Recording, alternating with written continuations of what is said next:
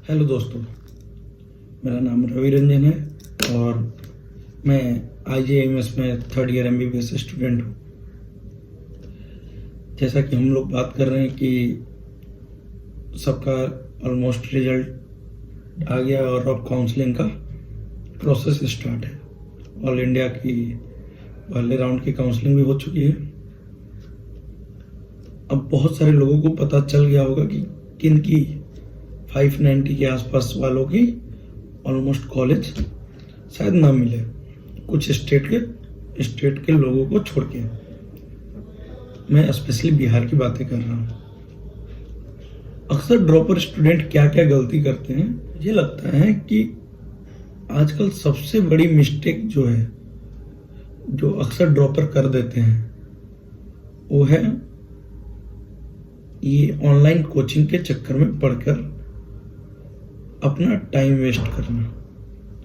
अगर आप 550 प्लस लाने वाले स्टूडेंट हो तो आपको ऑनलाइन कोचिंग की ज़रूरत ही नहीं है। जी, मैं सही बोल रहा हूँ। ये आप कुछ एक टॉपिक्स को जिनको आपको लगता है कि ये कमज़ोर हैं या इन पे मुझे थोड़ा सा और फोकस करना चाहिए, उसके लिए आप डेफिनेटली ऑनलाइन कोचिंग्स पर चले जाओ। या वो टॉपिक्स आप YouTube पे भी बहुत सारे टीचर हैं जो फ्री टीचिंग कर रहे हैं, उनके टॉपिक्स देख लो। देखो, एक्चुअली बात ये है कि कॉन्सेप्ट सब एक ही बताते हैं। किसी किसी का बताने का तरीका थोड़ा डिफर होता है। कोई बहुत अच्छे तरीके से और इजीली वे में आपको समझा देता है, बट जो टॉपिक का कंटेंट होता है ऑलमोस्ट सेम होता है। अब जो ड्रॉपर हैं वो बार बार एक ही चीज़ों को बार बार पढ़ते हैं, लेकिन वो एनालाइज नहीं करते हैं कि उनकी प्रॉब्लम है कहाँ, और वो अपने प्रॉब्लम पे ज़्यादा ध्यान न देते हुए वो बार बार एक ही चीज़ों को रिपीट कर रहे होते हैं और रिजल्ट भी सेम आता है। आप कुछ नया नहीं करोगे तो आपका रिजल्ट नया आएगा कैसे? तो उन स्टूडेंटों को मेरा एक सलाह है कि आप अभी से, अगर आपकी जो मार्क्स हैं 550 प्लस हैं, तो आप बार बार पढ़ने से ज़्यादा ऑफलाइन कोचिंग के टेस्ट सीरीज दिया कीजिए। ऑफलाइन टेस्ट सीरीज देने से फ़ायदा क्या होता है? एक तो आपका नीट का जो पैटर्न है वो अभी तक तो ऑफलाइन ही है, तो आपको माहौल वही मिलता है जो आप मेन सेंटर पे जाके जब एग्ज़ाम देते हैं। अगर आप 550 से ऊपर नंबर लाने वाले स्टूडेंट हो तो आपके कॉन्सेप्ट में कोई दिक्कत नहीं है, आपके डिसिप्लिन में है, आपके सिली मिस्टेक्स में है। आपको चीज़ें आती हैं पर आप सिली मिस्टेक्स करते हो, और वो चीज़ें केवल और केवल टेस्ट देकर ही सुधारी जा सकती है।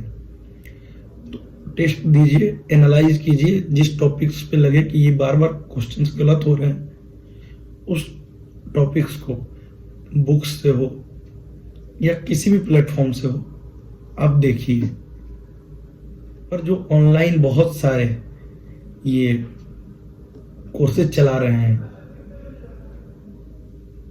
वो मुझे कारगर नहीं लगते।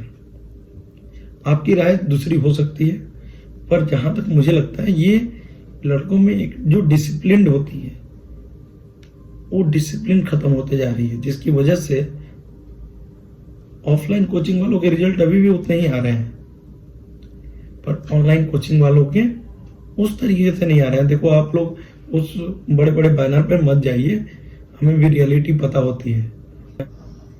तो मैं स्पेशली ड्रॉपर स्टूडेंट के लिए बोलूँगा कि मैक्सिमम आप टेस्ट सीरीज पे फोकस कीजिए और ज़्यादा से ज़्यादा आप टेस्ट दीजिए, उसको एनालाइज कीजिए।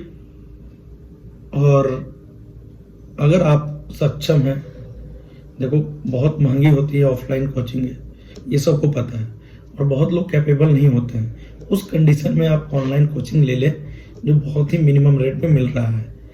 पर अगर आप देने के कैपेबल हैं तो डेफिनेटली ऑफलाइन कोचिंग ज्वाइन कीजिए। ये आपको एक डिसिप्लिन मेंटेन कराता है जो कि किसी भी एग्जाम के लिए बहुत ही ज़रूरी है। तो अगर आप ड्रॉपर हैं तो सिंपल बात और कैपेबल हैं, कोई भी ऑफलाइन कोचिंग ज्वाइन कीजिए, उससे आपका एक रिदम मेंटेन होता है, आपको कॉम्पिटिटिव माहौल मिलता है। ऑनलाइन कोचिंग में एक और दिक्कत है, आप एक दूसरे को लड़कों को देखते नहीं हैं, कौन कितना मार्क्स आता है, आपका एक चार्ट बन के आता है, पर वो चार्ट 1 से 2 दिन आपके जो रिजल्ट आता है PDF के फॉर्म में या फिर जो भी उनके ऐप है, उसके बाद आप क्या होता है, आप एक दिन देखते हो बहुत खुश होते हो या बहुत डिप्रेस होके 2 दिन सोचते हो पढ़ेंगे, तीसरे दिन फिर आप उसी ट्रैक पे आ जाते हो। लेकिन ऑफलाइन कोचिंग्स में क्या होती हैं कि आप एक दूसरे को लड़कों के साथ कॉम्पिटिटिव माहौल फेस करते हो, तो आपको कंटिन्यूअस मोटिवेशन मिलते रहता है पढ़ने का, और ये बहुत ही जरूरी है। रेगुलर प्रैक्टिस और कंटिन्यूअस अगर आप मेंटेन रखते हैं तो डेफिनेटली आपका रिजल्ट आना तय है। तो मेरी सलाह माने, अगर आप अफोर्ड कर सकते हैं तो डेफिनेटली ऑफलाइन कोचिंग के लिए जाइए, नहीं कर सकते हैं तो ऑनलाइन कोचिंग ले लीजिए। फिर भी ऑफलाइन कोचिंग्स की टेस्ट सीरीज जरूर दीजिए, बहुत ही कारगर होती हैं। टेस्ट को एनालाइज कीजिए, जो गलत है उनको मार्क करके उस टॉपिक्स को ध्यान से पढ़िए, और ये पक्का कीजिए हर टेस्ट में कि अगर जिस टॉपिक से गलत हो रहे हैं उस टॉपिक्स को पढ़ के अगली बार अगर उस टॉपिक से कोई क्वेश्चन आए, उस कॉन्सेप्ट से कोई क्वेश्चन आए, तो आपसे गलती नहीं होनी चाहिए। आप देखिएगा आपका रैंक जरूर इंप्रूव होगा। और ऐसा नहीं है कि मैं जो राय रखता हूँ वो भी उससे आप भी इत्तेफाक रखें, हो सकता है आपकी राय दूसरी भी हो, तो आप अपना सजेशन कमेंट बॉक्स में डाल दें। तो जैसा भी लगे, अगर आप मेरी सलाह से इत्तेफाक रखते हैं तो ज़रूर बताएं।